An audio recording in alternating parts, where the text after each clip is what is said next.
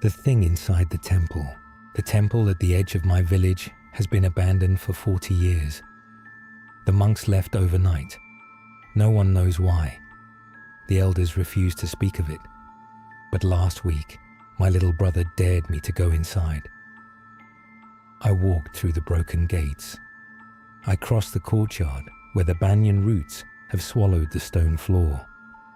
And when I reached the main hall, I saw that the altar was still intact. The candles were still burning. The incense was still smoking. Someone, or something, has been keeping the temple alive. Then I heard footsteps behind me.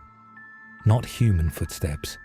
The sound of something dragging itself across the floor. When I turned around, the statue of the Buddha was facing the other way. My name is Min, and I was born in the shadow of a temple that no one enters. The village is called Han Fuch, Blessed Peace, though there has been little peace here since the monks disappeared. The temple sits on a low hill at the northern edge of the rice fields, surrounded by a grove of ancient banyan trees. Their roots have spilled over the walls like frozen rivers. Their leaves block out the sun. As children, we were forbidden to go near it. "Stay away from the temple," my grandmother would say. "The thing inside is not Buddha. The thing inside is hungry." We asked her what she meant. She never explained. She would only touch the jade amulet around her neck and whisper a prayer under her breath. That was enough to keep us away for a while. But children are curious, and my little brother Tuan was the most curious of all. He was 12 years old, bright-eyed, restless, the kind of boy who asked questions that made adults uncomfortable. Why did the monks leave? Why did no one ever clean the temple? Why did the village elders look at the hill every evening with fear in their eyes? No one answered him, so he decided to find out for himself. The day it happened was the first day of the Lunar New Year. The village was celebrating. Red banners hung from every door. Firecrackers popped in the streets. The smell of roasted pork and sticky rice filled the air. Everyone was laughing, eating, playing cards. Everyone except Tuan. He found me in the kitchen, helping our mother prepare the offerings for the family altar. "Min," he said, "Brother Min, I'm going to the temple tonight." I almost dropped the bowl of fruit in my hands. "No, you're not." "Yes, I am. I've been watching it for weeks. The lights come on at midnight." I stared at him. "What lights?" "Candlelight, behind the windows of the main hall. Every night at exactly midnight, the candles light themselves, and I want to know who's lighting them." My blood ran cold. "You're not going anywhere near that temple, Tuan. Do you understand me?" He looked at me with those bright, restless eyes. "You can't stop me," he said, and he walked out of the kitchen. I spent the rest of the day trying to forget what he had said. I helped my mother clean the house. I lit incense at the altar. I ate dinner with the family and smiled when my uncles told jokes. But as the sun set and the village grew quiet, I could think of nothing else. At 10 o'clock, I went to Tuan's room. He was not there. His bed was empty. His shoes were gone. And on his pillow, he had left a note. A single piece of rice paper folded into a bird. I unfolded it. "Don't follow me. I'll be fine. I just want to see." I ran out of the house. The moon was hidden behind clouds. The path to the temple was dark and narrow, winding between rice paddies that reflected nothing but black water. The insects were silent. The dogs were silent. Even the wind held its breath. I ran until my lungs burned. The temple gates appeared out of the darkness. 2 stone pillars topped with crumbling lotus flowers. The iron gate hung open, rusted and bent. Beyond it, the courtyard stretched toward the main hall. its stone tiles cracked and lifted by banyan roots. And in the main hall, through the broken windows, I saw light, candlelight, flickering, golden, moving, not like candles in a draught, like candles held by hands. I stepped through the gate. The courtyard smelled of wet stone and old incense, incense that had been burning for decades, soaking into the walls, the floor, the very air. I crossed the courtyard slowly. My footsteps echoed. The banyan leaves whispered overhead. The doors of the main hall were closed, but light spilled through the gaps around the frame, and I could hear something inside. Breathing, slow, deep, the breathing of something large. I pushed the door open. The main hall was larger than I remembered. The ceiling soared above me, lost in shadows. The walls were lined with wooden panels carved with scenes from the Buddha's life, except the carvings had been altered. Faces had been scratched out. Hands had been added, arms reaching, grasping, pulling. And at the far end of the hall, on the altar, stood the Buddha. The statue was old, very old, painted gold that had faded to the color of old bone. Its eyes were closed. Its hands rested in its lap. It should have been peaceful, but the candles on the altar were arranged in a circle around the statue's base, and the incense sticks were not in holders. They were planted directly into the cracks in the stone floor, forming a pattern I did not recognize, a pattern that looked like a cage. "Tuan," I whispered. No answer. I walked deeper into the hall. My shadow stretched behind me, thrown by the candlelight. The floor was cold beneath my feet. The air was thick, too thick, like breathing honey. And then I saw him. Tuan was kneeling in front of the altar. His back was to me. His head was bowed.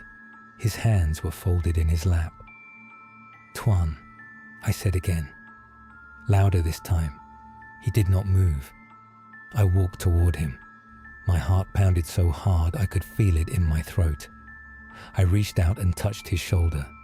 He felt wrong, cold, hard, not like flesh, like stone. I grabbed him and turned him around. His face was the same. His eyes were open. But they were not Tuan's eyes. They were black, completely black. No iris, no white. Just two empty holes that reflected the candlelight like polished glass. His mouth opened, and the voice that came out was not his. "The brother has come. Good. The offering requires two." I stumbled backward. I tripped over a loose stone and fell to the floor. Tuan stood up, but he did not stand like a boy. He stood like a puppet, limbs jerking, joints popping, head tilted at an angle that should have broken his neck. The candles flared, the incense smoked, and the statue of the Buddha opened its eyes. They were not kind eyes. They were not peaceful eyes. They were the eyes of something that had been pretending to be Buddha for a very long time. The statue's lips moved. The sound that came out was not a voice. It was a vibration, a low, deep hum that made my teeth ache and my vision blur. "You have come to the temple. You have seen the truth. Now you will stay." I tried to run. My legs would not move. The floor had become soft like mud, like wet clay, pulling at my feet. Tuan walked toward me. His steps were slow and deliberate. His black eyes stared down at me. "Don't be afraid, An," he said. His voice was Tuan's again, almost. There was something underneath it, something old. The thing inside the temple is not a demon. It's not a ghost. It's not even hungry. He knelt in front of me. His cold hand touched my cheek. "It's lonely." I do not know how long I sat there. Hours, maybe. Days.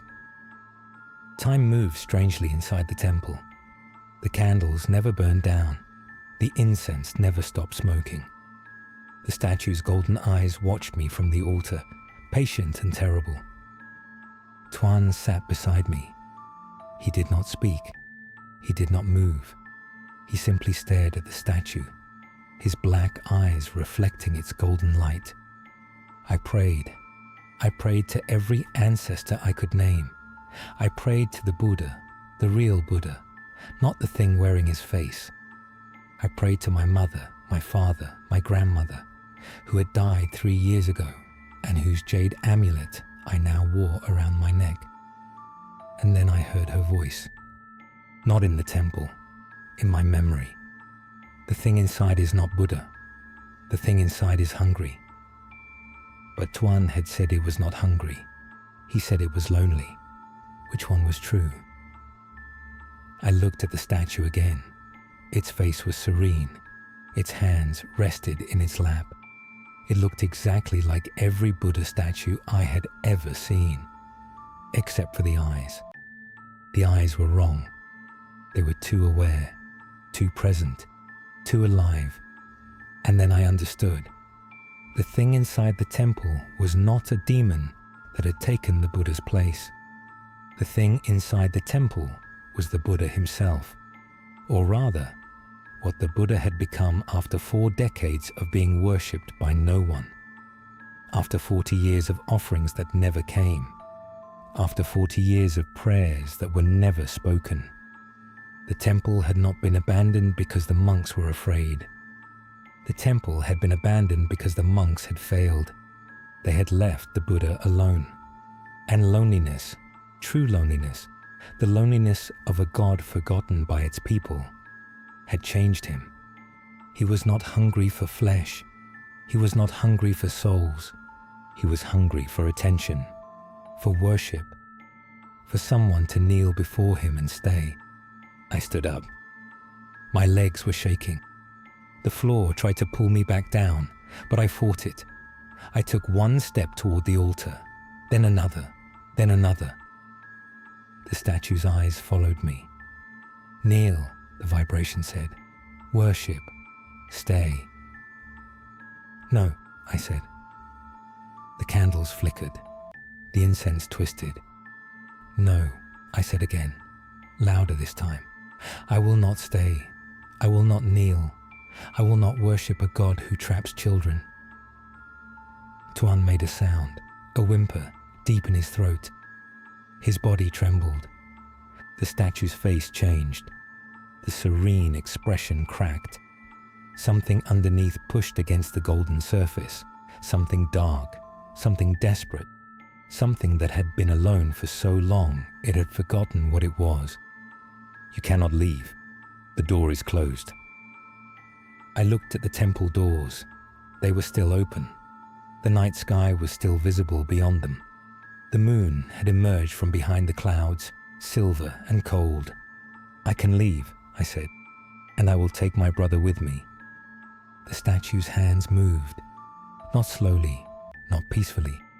The stone fingers unclenched. The stone arms reached forward. The statue leaned toward me, its golden face splitting open along cracks that had not been there a moment ago. He is mine.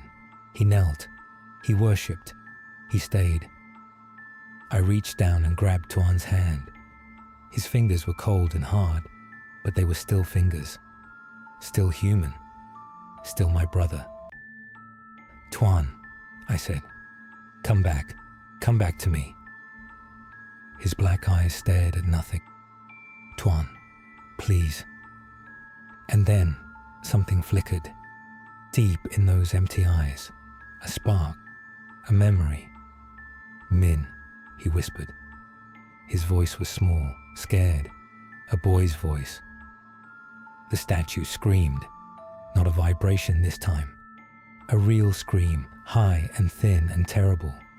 The scream of something that had been alone for 40 years and could not bear to be alone again. I pulled Tuan to his feet. He stumbled. His legs were weak, but he stood. We ran. The temple doors slammed behind us. The candles went out. The incense stopped smoking. And behind us, in the darkness of the main hall, the thing that had once been Buddha wept. We did not stop running until we reached our house. Our mother was waiting at the gate. She had been crying. When she saw Tuan, pale, trembling, his eyes still dark but no longer empty, she fell to her knees and pulled him into her arms. I collapsed beside them.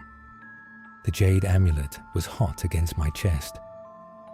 We did not speak of that night, not then, not for many years. Tuan recovered. His eyes returned to normal. He laughed again, ate again, played again. But he never asked questions about the temple again. And when he looked at the hill where the temple sat, he looked away quickly, as if the sight caused him pain. I left the village when I was 18. I went to the city. I studied. I worked. I tried to forget. But last week, I received a letter from my mother.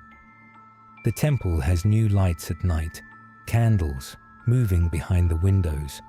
The villagers see them every evening just after sunset.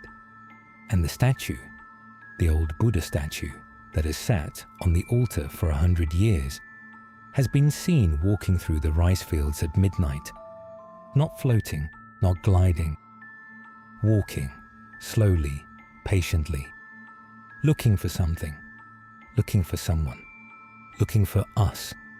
I am writing this story as a warning, not about demons, not about ghosts, about something worse.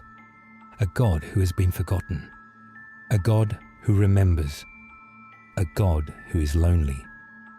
If you ever pass an abandoned temple in the Vietnamese countryside, if you see candlelight through broken windows, if you smell incense burning when no one is there, if you hear footsteps behind you that sound like stone dragging on stone, do not look back, do not pray, do not kneel, just run.